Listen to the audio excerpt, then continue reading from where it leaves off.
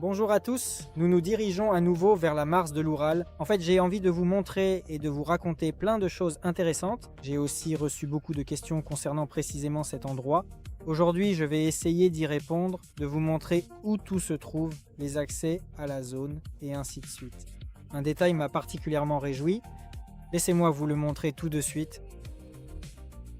En fait, ils ont officiellement ouvert à la circulation l'autoroute fédérale qui passe tout près de la Mars de l'Oural. Mais je dirais qu'elle n'est pas encore entièrement ouverte, seulement quelques segments spécifiques. Mais néanmoins, le tronçon qui passe près de la Mars de l'Oural est désormais tout à fait accessible aux usagers. C'est une large autoroute fédérale sans circulation en sens inverse et cela m'a vraiment fait plaisir. Nous allons donc vers la Mars de l'Oural et il doit y avoir littéralement 10 minutes de route depuis cette autoroute. Allez, on continue.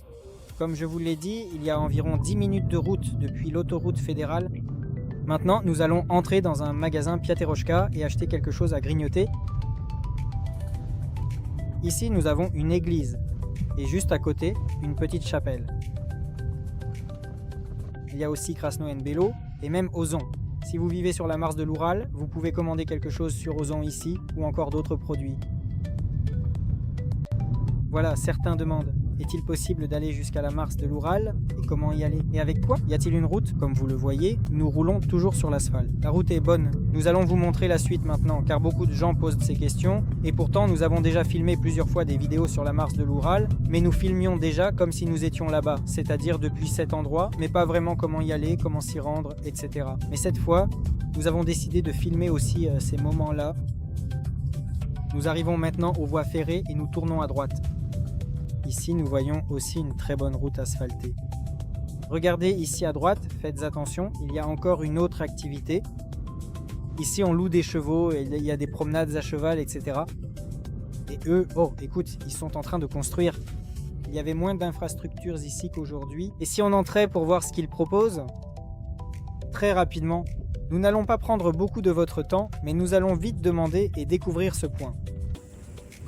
Vos services, combien coûte chaque chose? Qu'est-ce que vous proposez? Cela dépend de l'itinéraire. Ah, donc il y a différents itinéraires, c'est ça? Le week-end, on reste prêt car il y a du monde. C'est à 1 heure d'ici, dans la taïga. Et vous allez jusqu'à Mars de l'Oural? Il n'y a pas un tel itinéraire? Pas encore. C'est prévu, mais pas encore. C'est génial, peut-être que nous pourrons collaborer avec vous. Nous sommes ceux qui prévoient de construire une base martienne là-bas, oui, si vous avez vu, entendu. Vous n'avez pas vu cette nouvelle? Non, mais j'en ai entendu parler quelque part. Ah non, je n'ai pas vu. En fait, moi-même, j'aime les chevaux, je monte beaucoup et je monte à cheval depuis l'enfance. Mais comme ça, vous ne les louez pas directement? Non? Même si le propriétaire arrive maintenant, il vous le dira. Mais pour la location, non, le propriétaire. Mais si je pouvais en louer une, je passerais toute la journée à monter moi-même. Vous savez quel est mon rêve, mon idée? Prendre un cheval, l'acheter sans doute, parce que personne ne le louera pour aussi longtemps. Et traverser toute la Russie, environ 4000 km. 3 à 4000. Rêve, Et ce serait un record pour nous? bien sûr. Parce que actuellement, le record maximal, il me semble, est d'environ 2000 km. C'était un long trajet depuis l'Ouzbékistan jusqu'à Moscou. Littéralement, à peine une petite minute de promenade à cheval, et nous arrivons déjà tout près du prochain village. Le village s'appelle Poltnovoï. Ici aussi, nous avons une petite boutique. C'est au cas où quelqu'un aurait besoin d'acheter quelque chose pendant votre séjour sur notre base martienne. Là, nous allons littéralement traverser ce petit village. Et dans très peu de temps, nous serons en plein cœur de la Mars de l'Oural. Vous voyez, des gens vont à la Mars de l'Oural probablement pour se baigner. En réalité, c'est une blague, ou peut-être pas, car j'ai entendu dire que des gens se baignaient sur la Mars de l'Oural. En fait, il y a ici une autre toute petite carrière. Elle aussi est inondée, et c'est probablement là que les gens viennent se baigner, parce que l'eau y est magnifiquement cristalline. Là-bas, il n'y a pas de paysage martien. C'est-à-dire que là-bas, le sol est d'un autre type. Voilà, littéralement, l'asphalte se termine ici et la route en terre commence. Comme vous pouvez le voir, la route en terre est de très bonne qualité. C'est-à-dire qu'on peut y rouler avec n'importe quel véhicule. Et cette route en terre, elle fait littéralement peut-être 800 mètres, et c'est tout. Et nous arrivons sur la Mars de l'Oural. Regardez la suite. Alors voilà, aujourd'hui c'est le week-end.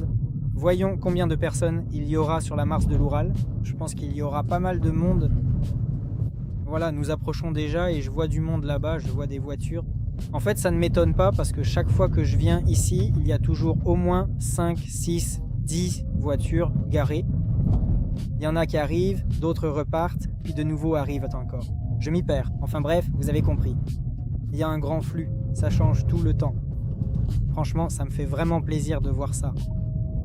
Alors 1, 2, 3, 4, 5, 6, 7, 8, 9, 10, 11, 12, 13, 15, 16, 17, 18, 19, 20, 21, 22, 23, j'en ai compté 23. Ah, il y en a plus. 24, 25, 26, 26 voitures. Et bien voilà les amis, c'est vraiment génial. Ça me fait vraiment très plaisir. Allons nous promener sur la Mars de l'Oural. Voilà qu'Arseny dit « Artem rayonne carrément ». Bien sûr, c'est vraiment comme du baume au cœur de voir autant de gens venir ici. Mais quelle ambiance il y a ici, hein? Quelle ambiance! Alors, Arseny, allons-y, on va jusqu'à un autre endroit, parce que là où sera notre base martienne, l'accès se fait un peu de l'autre côté. Allons d'abord voir cet endroit, puis on reviendra ici. Oui, là maintenant, on longe déjà, en quelque sorte, des paysages martiens. Oui, la carrière, et ici, littéralement, eh bien, on roule peut-être 5 minutes et on tourne à gauche, ici. Alors, encore une fois, on prend à gauche sur un bon chemin de terre. Et en fait, le point d'entrée principal, notre accès à notre base martienne, doit impérativement se faire à partir de cet endroit précis. Parce que cette route qui passe juste ici, eh bien, il s'agit d'une véritable route forestière qui nous mène directement jusqu'à notre base martienne. Et maintenant, je vais vous la montrer. Voilà la route. Elle traverse toute la forêt. Mais en réalité, même aujourd'hui, avec quel genre de véhicule je suis venu? C'était en Kia Rio, n'est-ce pas? Kia Rio. Je peux même passer ici en Kia Rio. Est-ce que ça vaut la peine d'y aller? Je ne sais pas, peut-être bien. Allez, on y va, on va voir. Je vous dis qu'on peut aller tout droit jusqu'à notre future base martienne. Ici, on peut passer prudemment. Je n'ai rien inventé parce que j'ai vu plusieurs fois des voitures arriver directement à cet endroit. Différentes voitures de différentes catégories. Ici aussi, il n'y a pas de cavité majeure ou quoi que ce soit de particulier. Mais bien sûr, quand nous commencerons à construire sur ce terrain, nous serons en mesure de trouver des solutions tout à fait parfaitement appropriées. Soit on va renforcer cette route, n'est-ce pas? Soit nous aurons la possibilité d'avoir un accès direct de l'autre côté, et nous viendrons alors personnellement chercher tous les invités. Mais ce sont en somme des questions secondaires. On verra bien. Mais ici, je ne vais quand même pas m'aventurer plus loin, même si en soi je pourrais passer, mais la voiture serait juste sale.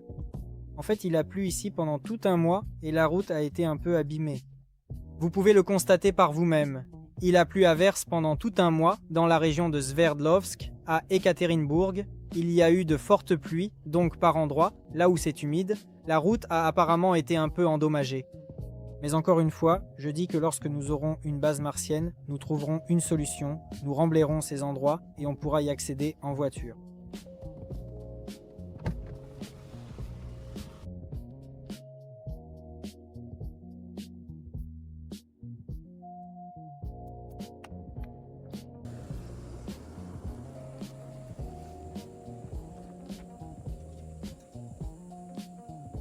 D'ailleurs, je me suis transformé. J'ai mis un t-shirt martien. Ça se voit tout de suite, non? Nous sommes les constructeurs de la base martienne. Maintenant, nous allons retourner à l'endroit où il y avait beaucoup de touristes. Nous y garerons la voiture et continuerons la promenade à pied et je vous raconterai des choses en chemin. Je n'ai quand même pas envie d'aller me fourrer dans ces flaques. Après tout, la voiture n'est pas à moi, donc nous n'allons pas le faire. Nous allons respecter la propriété d'autrui. Au fait, j'ai oublié de regarder les plaques d'immatriculation des voitures pour voir d'où viennent les gens. Nous allons vérifier ça maintenant et ensuite nous vous raconterons. Pendant qu'on est là, qu'on prend un petit encas avec Arseny, il y a déjà, je crois, 4 nouvelles voitures qui sont arrivées. Et ici, il y a même des gens venus de Corée, des Coréens. C'est très intéressant. Vous voyez, c'est déjà devenu un lieu international. Donc, littéralement, l'endroit où les voitures s'arrêtent fait, je ne sais pas, 30 mètres, oui, environ 30. Et là, en fait, il suffit de faire encore 10 mètres et vous êtes déjà sur la Mars de l'Oural. Et les voitures continuent d'arriver sans arrêt. Pendant qu'on était là à manger, il y a encore, je pense, 6 voitures qui sont arrivées. Et il y a beaucoup de gens qui se promènent ici. On continue à explorer. Si on regarde comme ça, pour l'instant, ce n'est pas encore tout à fait clair pour nous. Oui, C'est un genre de plateau avec des paysages magnifiquement colorés, mais le panorama ne s'est pas encore totalement révélé à nous, les amis. Très bientôt, il va enfin se dévoiler, et ceux qui voient ça pour la toute première fois seront très agréablement surpris. À chaque fois que je viens ici, je ressens des émotions vraiment sincères. Regardez, c'est un peu comme si je me trouvais dans un film fantastique sur une toute autre planète. Si on ne tient pas compte de cette forêt là-bas, les paysages sont vraiment tout à fait incroyables et uniques. La superficie de tous ces paysages martiens, de toute cette carrière, fait plus de 300 hectares. Et en fait, on est maintenant comme au milieu de cette carrière, non? On peut partir là-bas à gauche et marcher très longtemps. Là-bas, encore une fois, on découvre différents paysages, différents endroits. On peut aussi aller dans cette direction. Et notre base martienne que nous prévoyons de construire, elle est par là-bas, là-bas, et nous allons y aller ensemble maintenant.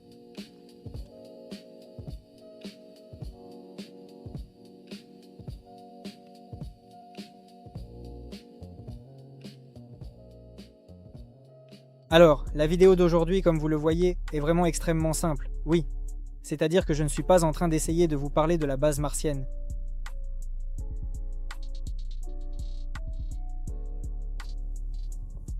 Eh bien, dans des endroits comme celui-ci, il est tout à fait évident qu'il y aura de l'argile, donc il vaut mieux éviter d'y aller. Mais en général, j'arrive presque, enfin non, j'arrive jusqu'ici. Et ici, cet endroit est tout à fait sec. Là-bas, il y a un robot de Star Wars. Bon, c'est une imitation plutôt mauvaise. Voilà, je pense qu'avec le temps, nous inventerons aussi quelque chose d'intéressant et que nous placerons ici et là des artefacts originaux comme zone photo. Allons plus loin. J'entends beaucoup de mouettes. On va bientôt arriver à notre emplacement. Il y en aura plein là-bas, mais ce n'est pas de ça que je voulais parler. Il y avait une question concernant l'électricité. Oui, comment allez-vous résoudre la question de l'approvisionnement en électricité? Eh bien, regardez, nous avons des lignes électriques qui vont directement jusqu'à notre site, jusqu'au Mars de l'Oural. Voilà les réseaux électriques. Et donc, nous allons tout simplement nous y raccorder. On nous a déjà donné un accord préliminaire. Oui, écrivez aussi dans les commentaires ce que vous pensez de ce format plus vivant, plus plus joué. Nous ne refaisons pratiquement pas les prises, on se promène simplement et je marche, je raconte, je me rappelle de vos questions et j'essaie d'y répondre.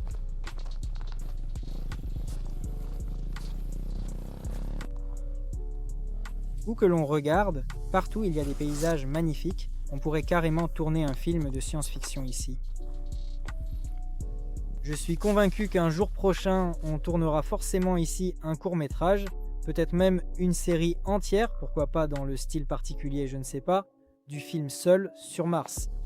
Oui, un film comme ça, on pourrait tourner quelque chose dans ce style ici et inventer notre propre histoire intéressante.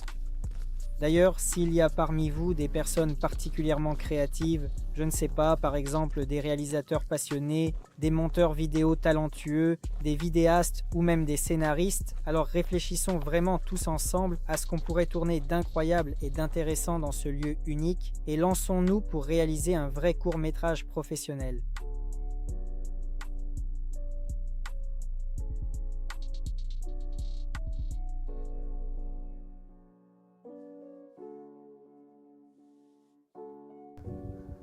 Voilà, pour tous les grands amateurs d'activités de plein air, de trekking intense, de mode de vie sain, et ainsi de suite. Ici, c'est vraiment comme ça qu'on se promène au quotidien.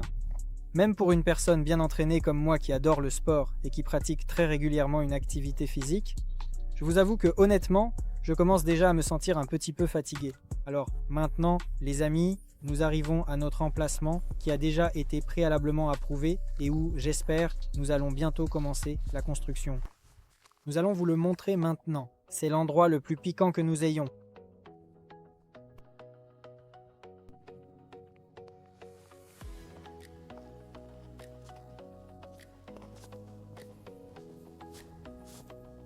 Voici l'emplacement absolument idéal où, j'espère de tout cœur, notre toute première base martienne sera bientôt construite.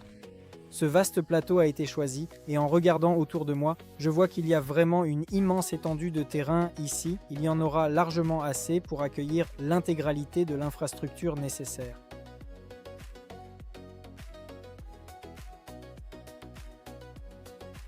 Je pense que ces irrégularités, en fait, on peut en observer vraiment partout sur tout le site.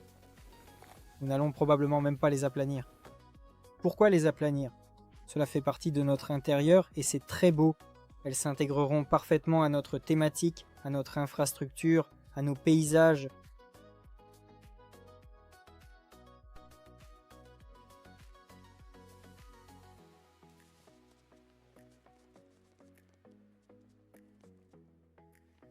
D'ailleurs, je n'ai jamais vu de flaque ici. Mais maintenant, il y en a une. C'est l'effet d'un mois entier de pluie continue. En réalité, ce n'est pas critique. Si on regarde, tout est sec partout. Et il n'y a qu'une seule flaque ici. Allez, viens donc avec moi. Maintenant, je vais te montrer absolument tous les habitants qu'on voit ici quand c'est l'été. D'ailleurs, il faut savoir qu'il y en avait vraiment énormément plus l'année dernière à la même époque. Maintenant, il y en a moins. Vous vous souvenez, je vous ai dit dans la vidéo précédente qu'à chaque saison, tout change. C'est-à-dire que l'endroit lui-même change, les couleurs prennent un aspect différent. Enfin, elles changent. En hiver aussi, c'est très intéressant ici parce que le vent souffle et il y a des collines rouges à certains endroits, des collines noires ailleurs, parfois de la neige blanche qui recouvre le tout et ça donne aussi un aspect très sympa. Et puis en été, des mouettes viennent aussi ici pour nicher.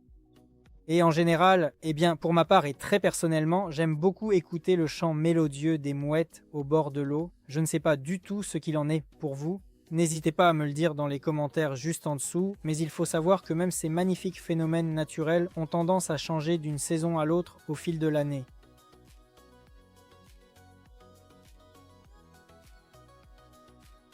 Et ici, la couleur, ici c'est carrément du violet, avec différentes nuances. J'ai déjà découvert 2 nouvelles couleurs aujourd'hui en me promenant. À chaque fois, je trouve un nouvel artefact sur la Mars de l'Oural. En fait, je ne dirais pas que j'ai beaucoup exploré cet endroit. Nous ne sommes jamais allés de ce côté-là. Aujourd'hui, nous allons tourner une deuxième vidéo. Enfin, ce n'est même pas vraiment un tournage. Nous allons beaucoup travailler.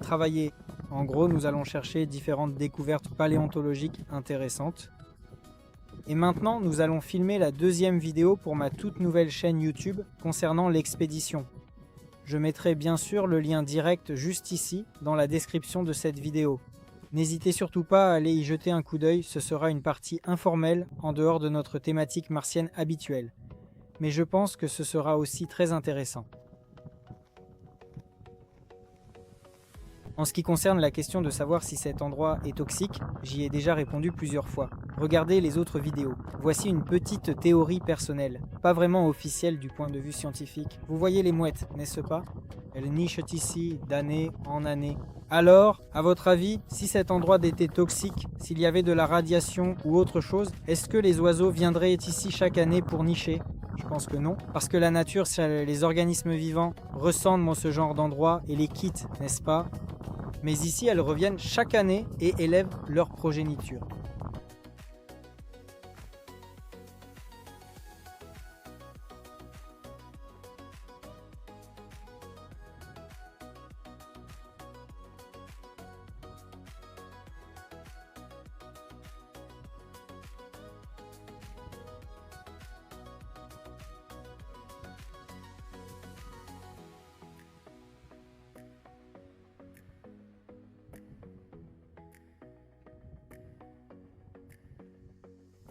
En fait, en venant ici, j'essaie constamment d'imaginer à quoi tout cela va ressembler. Je visualise vraiment toute l'infrastructure que nous avons aujourd'hui, je la projette déjà sur ce lieu, oui, et j'observe où et comment tout sera disposé. Parfois, je comprends que je peux même changer quelque chose en cours de route. Ensuite, je reviens et, avec Ruslan, notre architecte, nous rediscutons et réaménageons certaines choses. Je partage avec lui mes réflexions, ce que j'ai remarqué. C'est ainsi que naît la disposition très juste de toute l'infrastructure. Je ne sais pas, Arseny, si c'est visible à l'image ou non. Regardez, même une soucoupe volante s'est écrasée ici. Approchons-nous pour voir, on y trouve de tels objets.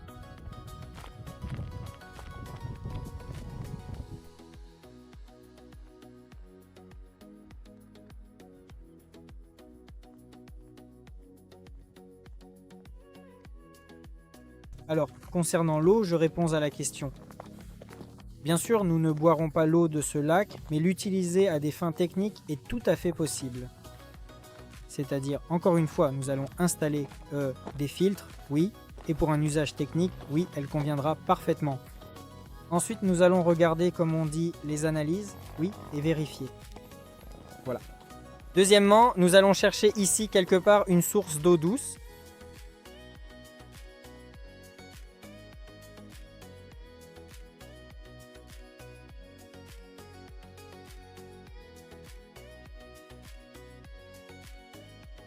Bien sûr, nous avions ce projet ambitieux et ce grand rêve de construire une partie de l'infrastructure dès cette année. Mais comme la question du terrain a pris malheureusement un peu plus de temps que prévu et que maintenant nous sommes déjà dans la dernière ligne droite, évidemment, nous ne pouvions rien faire de concret ici. D'accord ? Je pense que dans un avenir très proche, d'ici peu de temps, cette question sera enfin réglée et nous pourrons alors commencer ici des travaux vraiment intéressants. Au minimum, installez déjà un food truck et commencez à accueillir chaleureusement tous les invités que vous avez vus aujourd'hui dans notre vidéo. Alors, Arseny, ne retournons pas par où nous sommes venus. Je vais te montrer un autre chemin, il est très intéressant aussi. Allons-y. En fait, il y a beaucoup de chevreuils qui courent à Bogdanovich. Voilà. Et on en croise aussi sur le Mars de l'Oural. Voici par exemple des traces. En vivant sur la base martienne, des chevreuils pourraient encore parfois nous rendre visite. Alors, non. Avant que nous allions là-bas, vers la sortie, je vais encore vous montrer une chose. C'est là-bas, quand nous sommes arrivés en voiture, vous vous souvenez, nous sommes entrés dans la forêt. Si nous étions allés jusqu'au bout, nous serions arrivés exactement à cet endroit. Venez, je vais vous montrer où nous sommes arrivés. Et là, la route mène directement jusqu'ici. En fait, quand vous arrivez en voiture, vous arrivez exactement à cet endroit. Voilà, la route passe directement jusqu'ici. En complément de cela, nous avons aussi délimité soigneusement et précisément tout ce terrain pour être en mesure de conserver ce petit bout de terre qui nous appartient désormais. Peut-être qu'il y aura un petit parking ici. Ici, des gens font même des brochettes, mais malheureusement, ils ne pourront plus en faire ici quand nous serons là. Voilà. Eh bien, ils trouveront un autre endroit. Je n'aurais pas dû dire ça, sinon les gens vont commenter. Voilà, ils sont arrivés, ils vont mettre des barrières partout, on ne pourra plus passer ni circuler. J'y ai aussi répondu dans la vidéo précédente.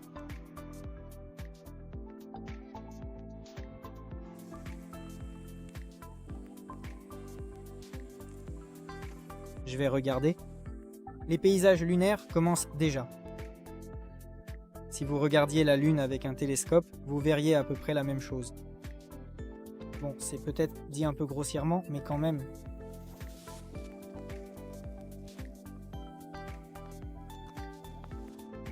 Et maintenant, on passe déjà au domaine de la paléontologie. Ici, bon, c'est un mauvais échantillon, mais on voit quand même les petites crêtes.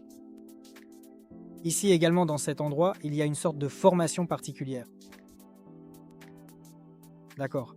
Dans la prochaine vidéo, que vous verrez sur une autre chaîne,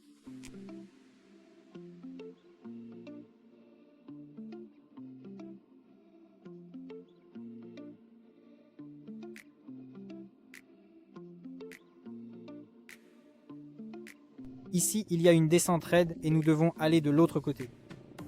Alors, on saute d'ici, on va traverser d'un bond. Notre voyage touche à sa fin. Nous approchons déjà de notre plateau, d'où nous avons commencé. Et là, j'ai compté environ 15 personnes. Je pense que ce sont déjà de nouvelles personnes, et même si ce n'est pas le cas, cela veut dire qu'elles restent ici vraiment longtemps. Tout leur plaît énormément. Cette formation, bien sûr, elle a un aspect incroyable, fantastique. Je ne sais pas si la caméra parvient à retransmettre toute la beauté de ce spectacle, mais nous avons tenté de vous transmettre une part de ce lieu unique et de ses émotions. Cette vidéo touche désormais à sa fin, mais notre voyage à travers ces terres, lui, n'est pas encore tout à fait terminé.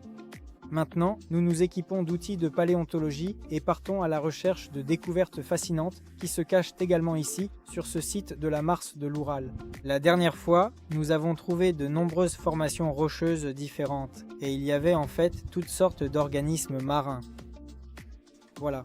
Et maintenant, j'aimerais chercher quelque chose de véritablement passionnant plus en détail et trouver une pièce digne d'un musée. Nous allons faire de notre mieux. Donc, vous pourrez voir la suite dans la prochaine vidéo qui ne sera pas publiée sur cette chaîne, mais sur ma deuxième chaîne consacrée aux expéditions. Je mettrai le lien dans la description sous cette vidéo